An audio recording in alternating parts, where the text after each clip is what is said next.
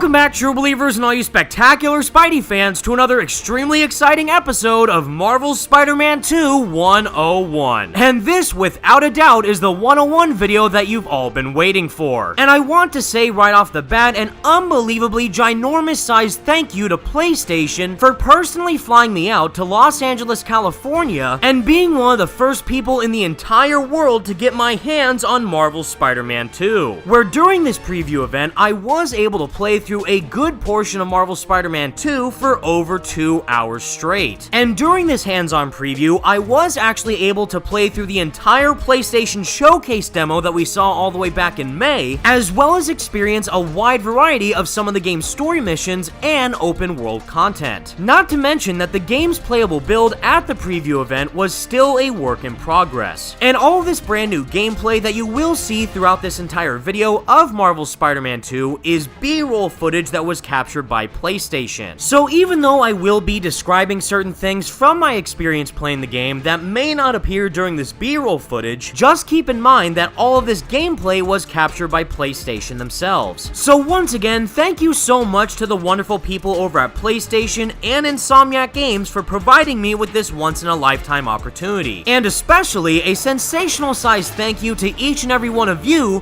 for making this one Spider-Man fan's dream become a reality.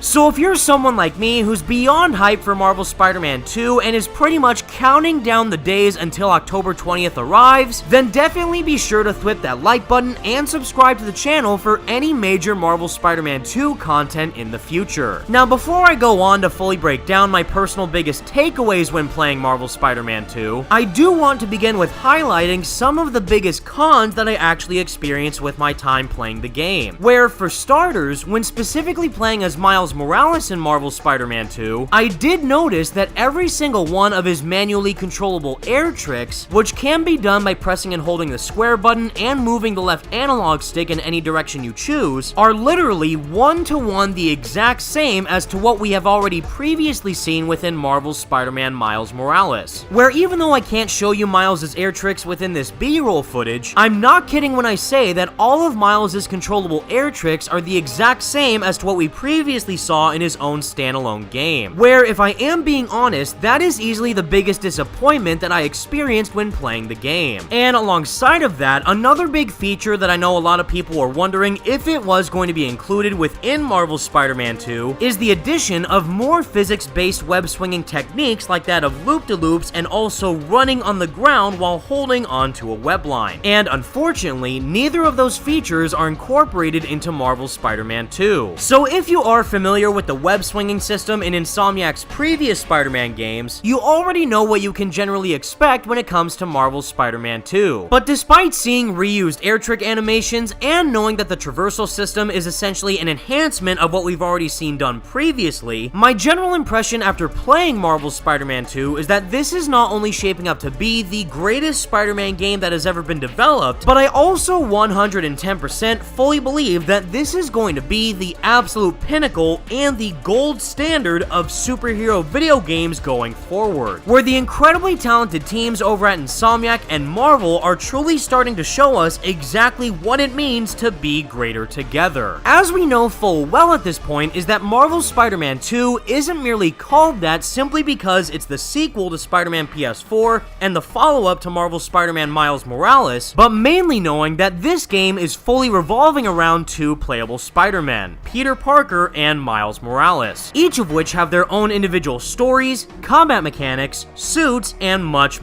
more. But ever since playing through the entirety of Spider-Man PS4 and Miles Morales, it's clear as day to see how much heart and soul that Insomniac and Marvel have poured within the narrative of this game. Where for me personally, the biggest star in this case is none other than Peter Parker himself of Yuri Lowenthal. Every single time I experienced a scene with Peter wearing the black suit, I was completely and utterly enthralled by Yuri Lowenthal's performance, who effortlessly manages to walk a fine line between delivering the overconfident and cocky humor that we know classic Spider-Man to quip out, as well as embodying the completely dark and aggressive nature that the symbiote entails, which is easily the biggest element of Marvel's Spider-Man 2 that I'm looking forward to diving into further. I'm just here to save my friend.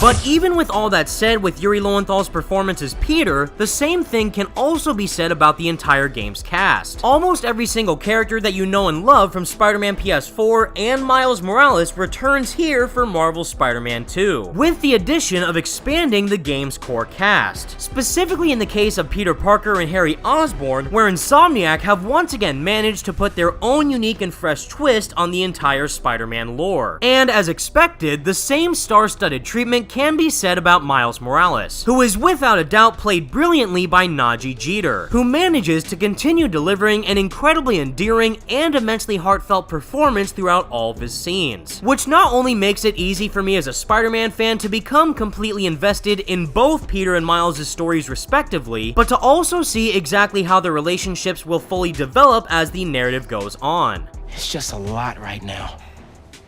So much to take care of in the city. Super stressed about my college essay. Pete's busy doing other stuff. And Lee's still out there.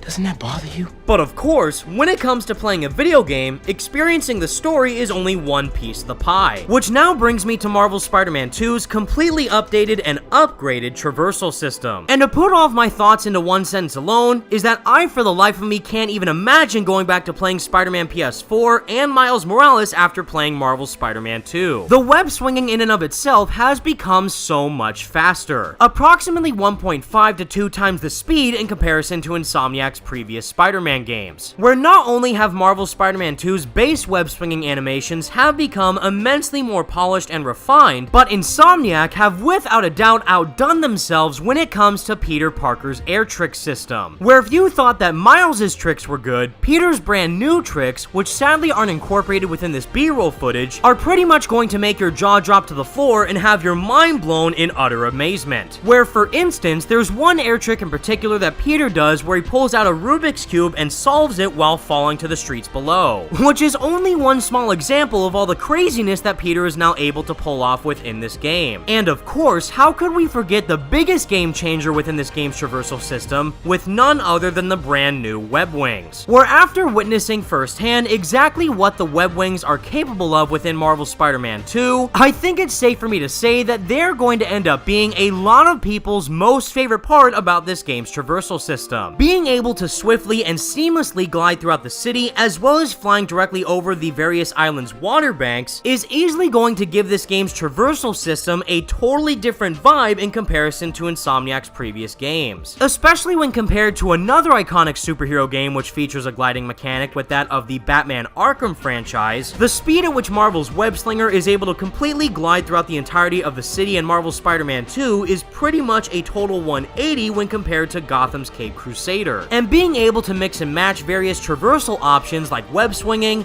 web winging, web zipping, parkouring, and wall running all into one totally polished and seamless traversal system is nothing short of a dream come true for die-hard Spider-Man game enthusiasts, but at the same time is very welcoming for newcomers to try and understand the mechanics of the game while also having a rather high skill ceiling which takes time to fully master. But the biggest asset that Insomniac uses, which allows the player to fully appreciate all these brand new traversal mechanics, is the completely updated and expanded Marvel's New York map, which now features 2 new islands with Brooklyn and Queens, as well as various other locations like Coney Island, the Emily May Foundation, and more. Where even though you are able to fast travel to different parts of the map, it is undoubtedly way more fun to try and use all your brand new traversal moves and put them to the test, which is only aided even further by the absolutely drop-dead gorgeous environments that Insomniac have crafted for Marvel's New York and its population. In a similar vein to how the District of Harlem did feel a lot more lively and culturally detailed within Marvel's Spider-Man Miles Morales in comparison to Spider-Man PS4, the same thing can now be said throughout the entire map and all of its districts within Marvel's Spider-Man 2, where every single district and island within Marvel's New York feels authentic to the New York of reality, and is easily the most beautiful and vividly detailed that New York has ever looked within an open open-world Spider-Man game. However, while the city might be incredibly pretty to look at and fun to swing through, you might be wondering as to what exactly we will be able to do within the open world. Well, don't worry, because Insomniac Games has you covered. Not only do we see the return of some staple activities that we have already seen in the previous Insomniac Spider-Man games, like that of enemy bases as well as the spider drone missions, but we also have brand new activities to partake in, like finding fresh collectibles, as well as taking some very fun and entertaining photo ops for Robbie Robertson at the Daily Bugle throughout the city, and even straight up flying through the skies to chase after some of Kraven's drones, which is really gonna put your webwing abilities to the test in the most fun way possible. And like we recently saw in the overview trailer, there is undoubtedly going to be a lot more activities to partake in by the time the game launches. But even with such a beautiful playground to explore, there is still danger lurking around every corner. And when you end up taking control of your friendly neighborhood Spider-Man, you're pretty much gonna be expected to deliver some high-flying web-slinging action. Which now brings me to one of Marvel Spider-Man 2's biggest pillars, with that of the combat system, which still feels similar to the previous Insomniac Spider-Man games' combat systems, but this time around has been given a whole new twist, particularly pertaining to the brand new symbiote abilities within Peter's black suit, as well as Miles' brand new Venom powers, each of which can be fully upgraded within their own individual skill trees, but also can be freely customized whenever the player feels like it. For example, even though you will be wearing the black suit as Peter Parker during specific parts of the game's story, you can freely decide to choose which ability you want Peter to have. So even if you are wearing the black suit, but decide that you want to use the Iron Spider arms as one of your special abilities, you can easily decide to switch that within the game's menu. And vice versa, if you are wearing the Advanced Suit 2.0, you can decide to use the symbiote abilities even while using Peter's default red suit, which is going to make the combat system within Marvel Spider-Man 2 a completely different beast in comparison to the previous games. And speaking of the beast, Peter isn't messing around when he's wearing the black suit, where if you build up enough consecutive attacks amongst enemies that you're fighting, you will be able to activate the symbiote surge meter, where, to put it simply for all you Spider-Man Shattered Dimensions fans out there, is that Insomniac outdid themselves yet again by giving Peter a good old-fashioned rage mode, which not only changes the entire design of Peter's black suit, but it essentially makes every single attack that Peter delivers to his enemies instant knockouts, which not only look insanely badass, but they also display the aggressive nature of the symbiote on Peter's personality, as well as showing how the design of the symbiote will evolve over time. But alongside of the symbiote surge's rage mode, we also have brand new abilities for both Peter and Miles in the form of tag team takedowns and the parrying system, where rather than simply dodging enemy attacks, if you do decide to parry an attack, you will be able to instantly counterattack them with a far more damaging blow, which not only comes in handy when you're fighting bigger brute size enemies, but also when you're dealing with mega huge boss battles, where not only was I able to experience the PlayStation Showcase demo and play through that entire sequence, but I also thoroughly engaged in a one-on-one boss battle and chase sequence between Black Suit Spider-Man and the Lizard. And when I straight up tell you that I had the biggest goddamn smile on my face when experiencing these moments, I am 110% not joking. As you can see from this B-roll footage, is that all bosses will now come with a health bar, as well as having various layers attached to their health bars that you will have to whittle away at during these boss battles, which is once again another perfect example of seeing how much Insomniac listens to their fan base. You're really gonna have to start using a wide array of abilities and gadgets to try and take these bosses down. And in the case of the Lizard, being able to use the symbiote abilities as well as your webbing is really going to be critical to try and take him out as fast as possible. Not to mention that accurately dodging and parrying his attacks is going to be essential towards victory. And additionally, the previous Insomniac Spidey games are already chock full of incredible set pieces, but for the case of Marvel Spider-Man 2, that has undoubtedly been amped up to the nth degree, and is without a doubt some of the most cinematically captivating moments that I have ever experienced in any form of Spidey media to date, which only gets me thinking exactly what Insomniac is going to pull off by the time we have to go head to head with Venom. And if it comes to being anything close to what we see here with this Lizard chase, I have no doubt in my mind that it's going to shape up to be one of the most iconic encounters we've ever seen between Spider-Man and Venom, and I for one cannot wait. In the end, everybody, playing Marvel Spider-Man 2 was a dream come true, and I am being as open and honest as possible that within in my entire 25 years of living as a diehard Spider-Man fan, being able to play through only a few sequences of Marvel's Spider-Man 2 is easily one of the greatest pieces of Spidey entertainment that I've ever had the privilege of experiencing. I genuinely can't thank Insomniac, Marvel, and PlayStation enough for pouring their heart and souls within this character of Spider-Man ever since the release of Spider-Man PS4. And seeing how much justice they've done to this character with Peter Parker and Miles Morales throughout each of their individual games,